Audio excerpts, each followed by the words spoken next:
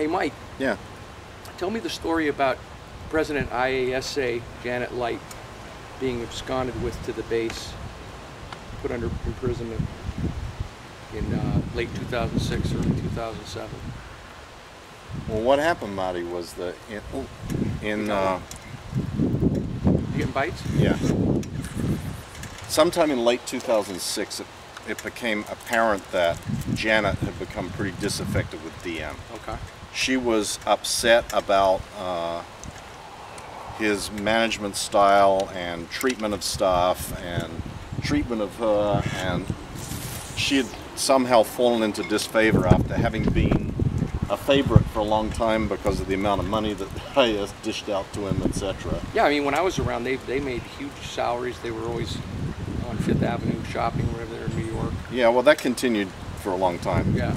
But in any event, even though I was in the hole, I got pulled in by Warren McShane and told that I had to help figure out what they were up to. So there were PIs that were hired, and then back in those days, the cell phones weren't as advanced as they are now, but a cell phone was gotten and it was activated to have you can have GPS tracking on a cell phone. It just comes up on a computer, right, and shows you where the phone is. Well, the phone was taped to the inside of their car, the trunk of their car. So you improvised a bugging device, basically. Exactly. Tracking device. Exactly, and they were off getting medical treatment and dental treatment, you know, like everything that they could before they left the Sea Lord. Really? And getting their passports, and Colm, her husband, was getting a driver's license.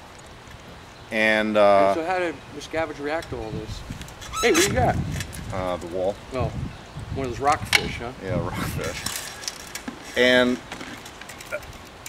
there was a time when Janet kept asking to meet with Miscavige, and he wouldn't meet with her, and then she asked to meet with me because she'd known me forever, and I went down to the HGB and met with her and Colm, and nothing really came of that other than Miscavige being convinced that she was about to take off. So the next thing that happens is a whole bunch of people are like auditioned in the hole for the mission to go get Janet. Yeah. Meaning everybody got pulled in like American Idol to have a little interview to find out whether they were in good enough shape to go down and pluck Janet out of LA and bring her back to the hole. And DM was Simon Cowell? Yeah, exactly. Well, he wasn't there. He was down at ASI, but I can't remember who it was that was. It was sort of Warren was overseeing it. Okay. And then the next thing that happens is all these everybody had to get put in uniforms, and all these uniforms show up. You know, everybody's uniforms gotten out of mothballs because they've been in the hole for I don't know how long, and then depending on how many stripes they had on their sleeve, a whole bunch were added. So everybody had a lot of authority. And there was like a bunch of captains, and anybody that wasn't a captain was a commander suddenly for this, out of the hole. And went down got loaded into buses with security guard escorts and went down to ASI. Escorts to watch the people that were going to capture Exactly. her? Okay. And down to ASI, and there's Miscavige there to do the final briefing, and he's there with Monique Yingling. Monique Yingling, the attorney, lawyer, who's been around for 20 years and has never taken a Scientology course or an auditing session. That's the one. She's in on the mission briefing to kidnap this woman. That's the one. Wow.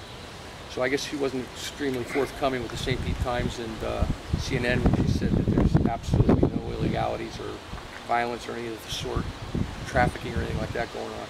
Yeah, I would say Monique has been a little less. Damn it, you got away. A little less than forthcoming in some of these interviews. In any event, so at the time IAS was in the building that was the annex behind the old, or the BPI building. Yes. On Fountain Avenue. So there's like all these lookouts out there checking out when everybody's in there, and as soon as everybody's in, Janet and Lise and Colm, her husband, and everybody is in there, then IAS people. Boom, everybody marches in, like all 15 march in at once. The doors are all locked. Janet gets put in one room. Colm, her husband, went fucking crazy. Started yelling and screaming and said, you know, this is illegal, this is off policy, this is wrong, get the fuck out of here, you guys have no right, blah, blah, blah. And in the end, Kurt and 3 other people manhandled him into a closet where Kurt sat on him. Kurt was like weighing in at about that time? 275 pounds. sat on him in a chair for about 5 hours until Janet was gotten out of there. Colm then was sent to the free winds and put in the engine room, kept under guard, and kept completely separated from Janet. He could still be there to this day for all I know. Janet and Lise Coey, the legal officer IAS, the PR Melissa, her communicator, that little Asian girl, Right. and Debbie, no, I can't, maybe a couple of other guys were then busted into cars and sent up to, or brought up to Int with, of course, stuffed in the hole or put in the hole, and now because that was the newest catch for the hole, she became, or they became, target number one for the feeding frenzy that would happen in the hole every time a new person arrived there. Okay, well, what did Janet say when you guys sent her in? She refused to begin with. She was like, I'm not going anywhere, I'm done with this, I've had enough. It was several hours of reasoning, bargaining, dealing, cajoling, convincing before she finally agreed that she would go. She wasn't being told she was going to the hole, she was being told she was going to Int. Okay, was she aware of the hole? Actually, I don't remember, Marty. You don't know? You hadn't seen her I there don't before, recall. getting a tour by him? I know you used to like to take people there. Yeah, I don't remember. Watch the inmates, you know? I don't think that she had been there on a tour. I would suspect that she knew about the hole. Okay. But, you know, because the people who were on the inn with Miscavige knew about the hole. Okay. But I don't know for sure. Well, let me ask you this. Had you guys not physically restrained and imprisoned Colm, do you think there's any chance you would have got her up to Int? No. In fact, I'm sure not. Okay. Her and Colm had been planning for months and months and months how they were leaving the Sea Org. I'll be gone. Months. So for all we know, Colm could still be down in the engine room, really essentially against his will. Yes, he could be. He could be like Don Jason. And Janet Light? You know whatever happened to her? I mean, No, I don't. By the time you left, she was still a whole. Yeah, she was still a in the whole hole. and rolling. Yep. Wow.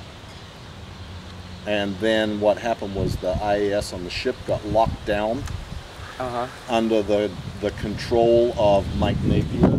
All IAS people were taken into the Starlight Cabaret.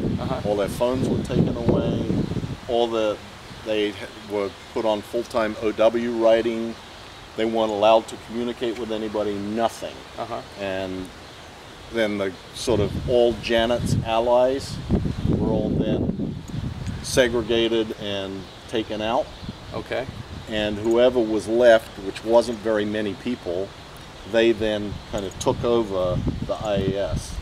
Wow. And it was all being run by Miscavige, and Miscavige was actually running Freddie Hunkler daily. And who's Freddie Hunkler? He was one of the IAS regs that ended up being, remained after the bloodbath. I'll be damned. And so I guess this is around early 2007-ish.